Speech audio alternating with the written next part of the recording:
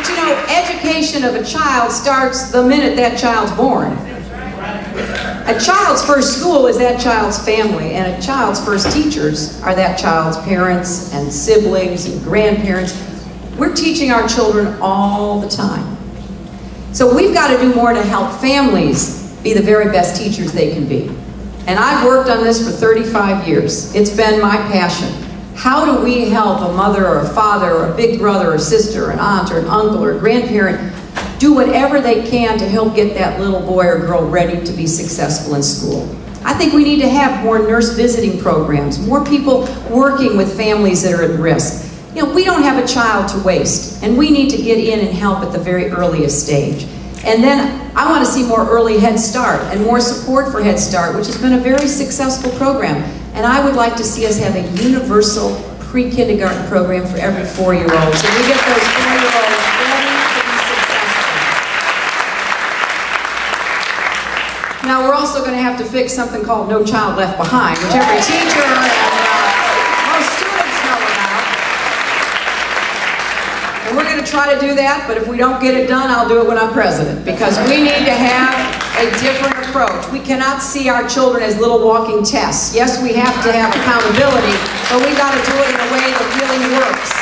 Not everybody learns the same way.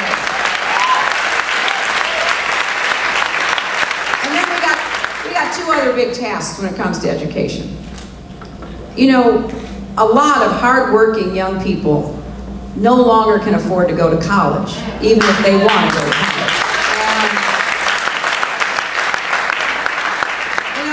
Going to college many years ago, my father was a small businessman. He said, I've saved enough money for you to go to college. I'll pay for your tuition, your room, and your board, but if you have to buy a book, you need to pay for it yourself. So I worked, and that was our deal, and I went through college, and I graduated. Then I decided I wanted to go to law school. So I told my father I wanted to do that. He said, well, that's not part of the deal. We don't have the money for that. So I kept working, and I got a little scholarship. But then I borrowed money from the federal government at a really low interest rate. If I remember, it was like 2%. And I didn't have to worry about bankrupting me or my family. I didn't have to worry about some for-profit student loan company taking advantage of me.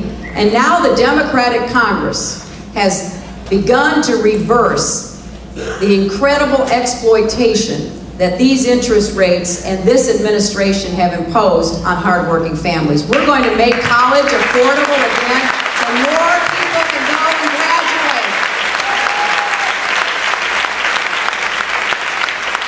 But I don't want to forget about all the good people who don't go to college. You know, too often all we do is talk about people who go to college, and most people don't go to college and graduate.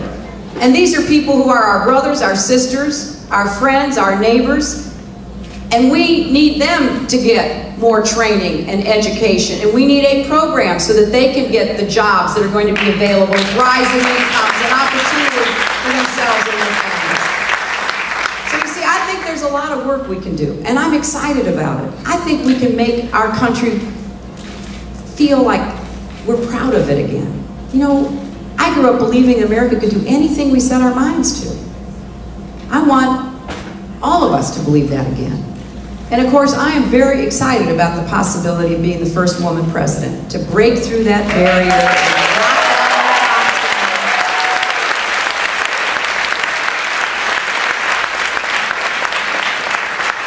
Because I know how important it is, especially for our children, to feel that there are no barriers.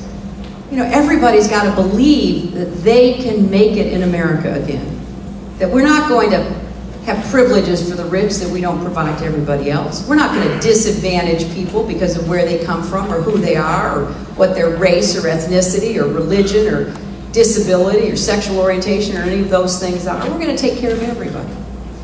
Because at the end of the day, what matters to me is how we treat our children and what kind of futures we give them. You know, the Maasai, when they travel with their livestock around Africa, when they meet somebody on a trail, they don't say what we say. We say, how are you? And then politely people say, fine. Sometimes they tell you the truth and you'll be there for a long time. But that's not what the Maasai say. What the Maasai say is, how are the children? I want to be able, as your president, to answer the question, how are the children? the children are well, they're getting better, we're taking care of them, and we're giving them a future that is worthy of these wonderful children in America. So help me get to the White House to do that with you. Thank you all.